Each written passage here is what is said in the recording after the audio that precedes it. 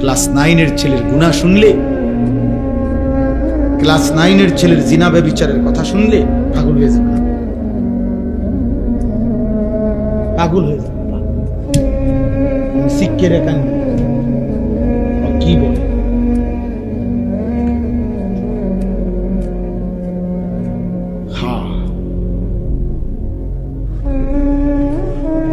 এই কোরআনুল কারীম সামনে বললাম এক নির্ভরযোগ্য বিশ্বস্ত কথা হল।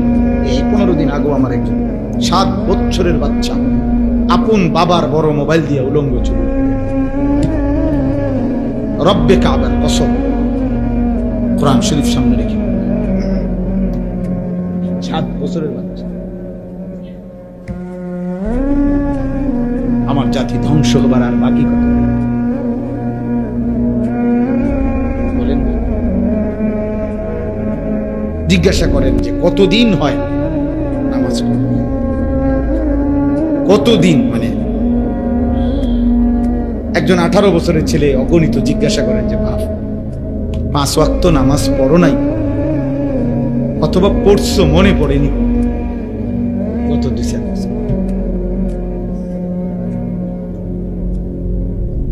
একটা ছেলেকে জিজ্ঞাসা করেন না যে বাবা গত 365 দিনে যে 1 বছর গেছে কোনদিন ফজরের নামাজ পড়ছো না?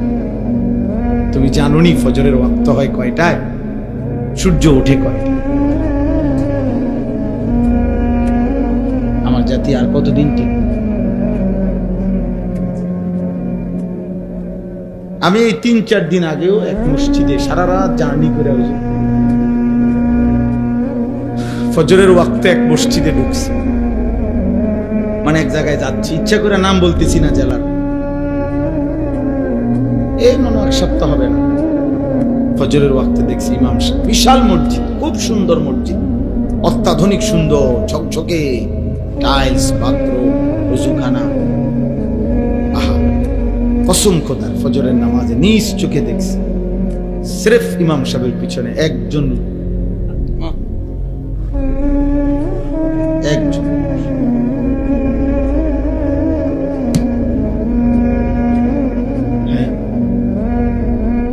এখনো যে আমরা ভাত মাছ খাই, এটাই তো আশ্চর্য।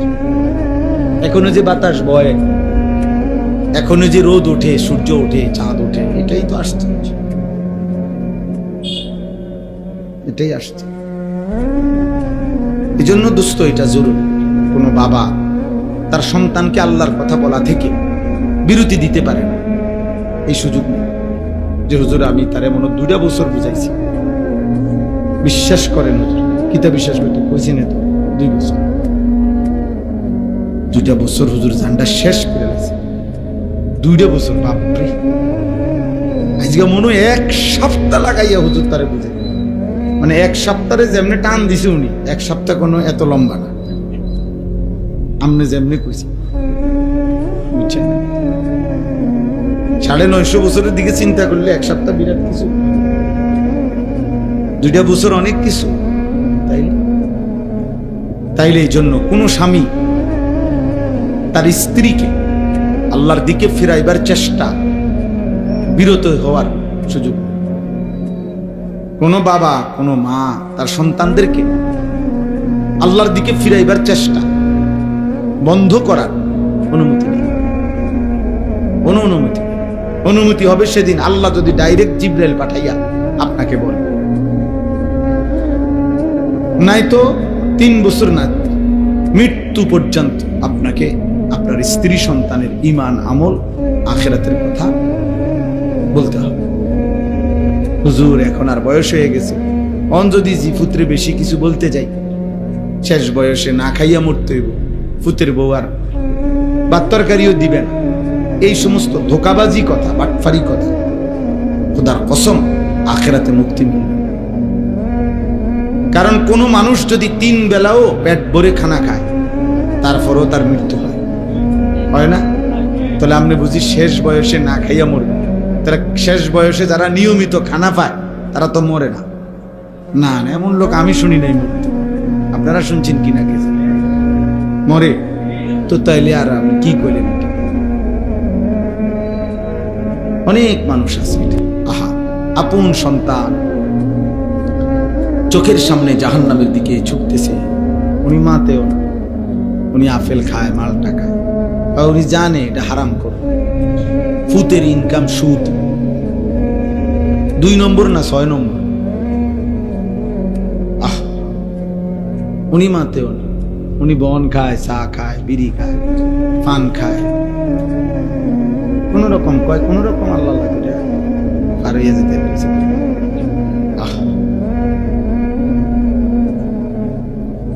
এক বুজুর্গ বলছিলেন যে হে আল্লাহর বান্দা, দুনিয়ার যন্ত্রণার পেরেশানির কারণে যদি মানুষ বলে যে যদি মরে যাইতাম ভালো ছিল, মানুষ বলে না এরকম যে এত পেরেশানির চাইতে, এত দুঃখের চাইতে মরে গেলে ভালো ছিল। মহিলারা বেশি বলে, মহিলারা একবারে 19 থেকে 19.5 হইলে যা আমার মরণ আইয়ে না কা, আমি মরি না কা, আমার উপরে ঠান্ডা পড়ে না কা, আমার উপরে খোদার গজব পড়ে না কা, বেডির গজব বেডি নিজেই দেয়। মহিলাদের এই বদ অভ্যাস বেশি, হ্যাঁ, মানে মৃত্যু কামনা করে বেশি, বুঝেন নাই, মরণ কামনা করে বেশি। তাহলে ওই আল্লাহর ওলি বলছেন যে হে আল্লাহর বান্দা, দুনিয়ার পেরেশানি থেকে তো তুমি মনে মনে কামনা করিলা যে যদি মরে যাইতাম, পেরেশানি মুক্ত হইতাম। তিনি বলছেন হে আল্লাহর বান্দা, যদি কবরে গিয়ে কবরের আযাব শুরু হয়, তখন তুমি ওই আযাব থেকে বাঁচবার জন্য এবার কি চাই?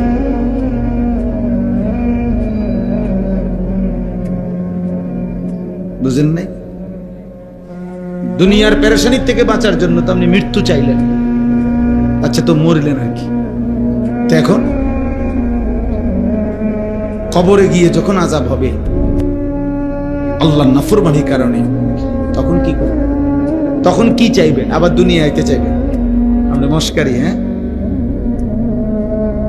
আবার দুনিয়ায় আসতে চাইলে আপনারা আবার ফেরত দিবে নাকি? ভালো। এজন্য আমি কথাটা প্রসঙ্গে বললাম আর কি। কোন স্বামী, কোন বাবা, কোন মা, আপনারা এটা মনে রাখবেন, কোনোভাবেই স্ত্রী সন্তানের পরিবারের কমপক্ষে হালাল হারাম, পাক নাফাক, নামাজ রোজা, বন্দিগি, ইবাদত, আমল, আখেরাত, এই চেষ্টা বন্ধ রাখার অনুমতি, যে অনুমতি হবে সেদিন আল্লাহ নিষেধ করবে। যে নূহ আলাইহিস সালামকে সরাসরি আল্লাহ নিষেধ করছে। কেনান ওনার ছেলে যে কাফের ছিল, নূহ আলাইহিস সালামের এই ছেলে যখন নূহ আলাইহিস সালামের নৌকা উঠে গেছে, তিনি পানি ওয়াফারাত তান্নুর, কোরআন শরীফে আছে যে চুলার থেকে পানি বের হয়ে গেছে। নূহ আলাইহিস সালাম বুঝছে যে কিছুক্ষণের মধ্যেই পানি তুফানে পূর্ণ হয়ে যাবে।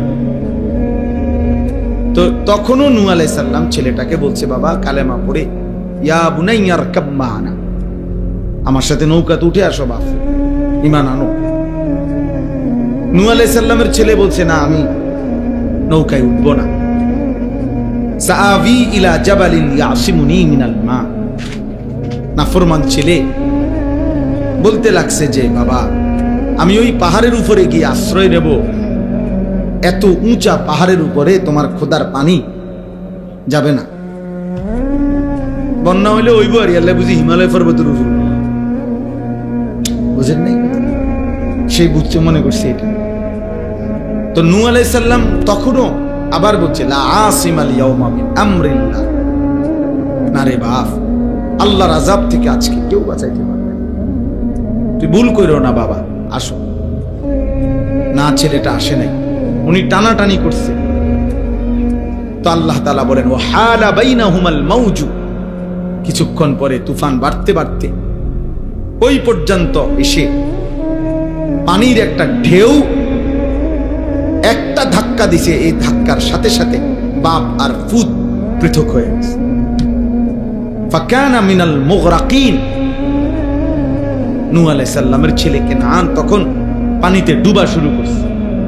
আল্লাহ বলেন তখনও দেখেন এবার হাত থেকে ছুটে গেছে, আর আর আর ধরতে পারতেছে না নূহ আলাইহিস সালাম, কিন্তু তখনও তিনি নৌকায় দাঁড়িয়ে, কোরআন শরীফে আছে ওয়ানাদা নূহ, নূহ আলাইহিস সালাম দোয়া করছে, এবার আল্লাহর কাছে হাত উঠাইছে, ইন্না ইবনি মিন আহলি, আল্লাহ আমার যে সন্তান এটা ডুবে যাচ্ছে, যে এটা আমার ছেলে, আমার পরিবার, আমার সন্তান, আমার বংশধর। এই ছেলে, এটা অপদার্থ কোথাকার, না জানলে আসলো কেন সে? বাকি ছেলেরা তোমরা শোনো নাই, তোমরা মানা করো। আমি ছেড়ে দেবার মানুষ না বাপ, সাফ কথা। আমার জিন্দিগির সিদ্ধান্ত এটা। কোন মাহফিল দ্বিতীয়বারের আশায় আমি আর বয়ান করি, একবারই আসলাম মনে করে, কোনো অসুবিধা নেই, আর কোনোদিন আসবো না, কোনো সমস্যা নেই। কিন্তু এই সন্তান ফিরাইতে হবে, আমাদের এই ছেলেগুলারে বাঁচাইতে হবে। আপনারা জানেন না বাপ, দেখতে শুনতে এরা, নাম ঠিকানা আর পরিচয় যদিও মুসলমান, অগণিত ছেলে, লাখ লাখ ছেলে, একাকী গুনাহ, মোবাইলের গুনাহ, চরিত্রহীনতা, জিনা, ব্যভিচার, অস্থিরতা, উলঙ্গ ছবি দেখা, নর্তকী দেখা, হারাম দৃশ্য দেখা, এটা কোথায় গিয়ে নামছে আপনারা জানেন? বয়স্ক বাচ্চা ছাড়া আপনারা জানেন না, আপনারা কোনো আন্দাজই করতে পারেন নাই এখনো, যে আপনাদের এক এক সন্তান, নাতি নাতনি, যারা নিজের ইচ্ছে মতো বড় মোবাইল ব্যবহার করে, যারে বাধা দেওয়ার ফিরাবার কেউ নাই, যার সারা রাত নিয়ন্ত্রণ করার মতো কেউ নাই, খোদার কসম আপনারা জানেন না ওরা কি করে। এই বলে আমার সাথে ব্যক্তিগতভাবে শত শত যুবকের, কিশোরের আমার সাথে সম্পর্ক আছে। আমি ব্যক্তিগতভাবে এই মেহনত করি, আলাদা আমার প্ল্যাটফর্ম আছে, আমার কাজ আছে আলাদা। শুধু যারা কিশোর নৌজওয়ান নিয়ে কাজ করি, আমি জানি ক্লাস 9-এর ছেলের গুনাহ শুনলে, ক্লাস 9-এর ছেলের জিনা ব্যভিচারের কথা শুনলে পাগল হয়ে যাবে, পাগল হয়ে যাবে। আমি শিক্ষে রেখান কি বলে,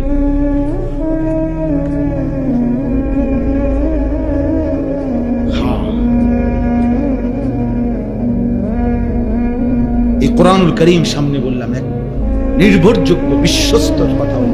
এই 15 দিন আগেও আমার একজন 7 বছরের বাচ্চা আপন বাবার বড় মোবাইল দিয়ে উলঙ্গ ছবি,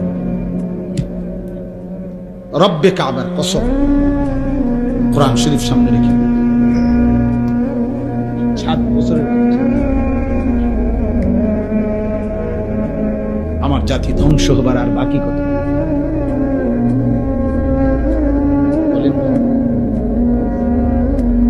জিজ্ঞাসা করেন যে কতদিন হয় নামাজ পড়ে, কতদিন, মানে একজন 18 বছরের ছেলে অগণিত জিজ্ঞাসা করেন যে বাপ 5 ওয়াক্ত নামাজ পড়ো নাই, অথবা পড়ছো মনে পড়েনি, কত দিছে?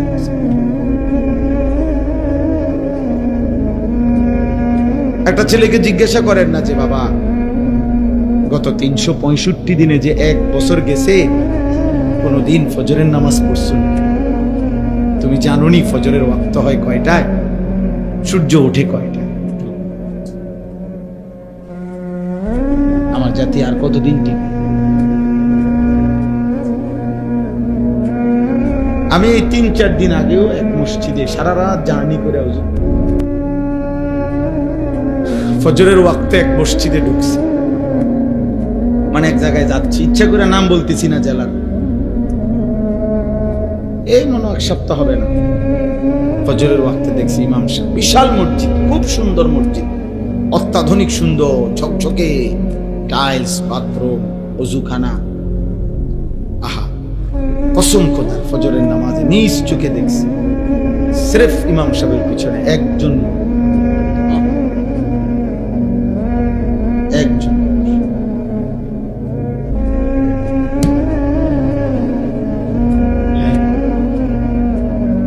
এখনো যে আমরা ভাত মাছ খাই, এটাই তো আশ্চর্য। এখনো যে বাতাস বয়, এখনো যে রোদ ওঠে, সূর্য ওঠে, চাঁদ ওঠে, এটাই তো আশ্চর্য, এটাই আশ্চর্য। আল্লাহ হেফাজত করে। এই জন্য আপনারা আমি তো এই কথাটাই বুঝাইতেছি যে নূহ আলাইহিস সালাম শেষ যখন হাত উঠাইছেন, আল্লাহ আমার ছেলে এটা ডুবে যাইতেছে, অথচ সে কাফের, কিন্তু এই সময়ও উনি হাত উঠাইছেন, ইন্না ইবনি মিন আহলি ওয়া ইন্না ওয়াদাকাল হক ওয়া আনতা আহকামুল হাকিমিন। তখন কোরআন শরীফে আছে সূরা হুদের মধ্যে 12 নম্বর পারা, আল্লাহ তাআলা ডাক দিয়ে বলছে, ইয়া নূহ, হে নূহ, থামো থামো, ইন্নাহু লাইসা মিন আহলিক, এত বড় বেঈমান তোমার সন্তান হইতে পারে না। আল্লাহ বলছে এত বড় বেঈমান কোন মুমিনের সন্তান নয়। ইন্নাহু আমালুন গায়রু সালিহ, এটা বেআমল সন্তান, এটা বেআমল সন্তান, তার জন্য তুমি হাত উঠাবা না, দোয়া করবা না। ফালা তাসআলনি, কোরআন শরীফের আয়াত, ফালা তাসআলনি, অতএব তুমি এর জন্য আমার কাছে কিছু চাইও না, আমি মাফ করব না, আমি আল্লাহ মাফ করব না।